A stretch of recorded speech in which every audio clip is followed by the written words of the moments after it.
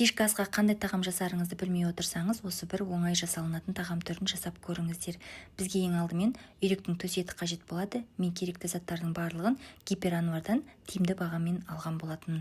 Қазіргі таңда осы үйректің төс етіне акция болып жатыр. Ең алдымен етімізді ұсақтап турап, қызып тұрған майымызға салып, жақсылап шамамен 10 минут көлемінде қуырып аламыз.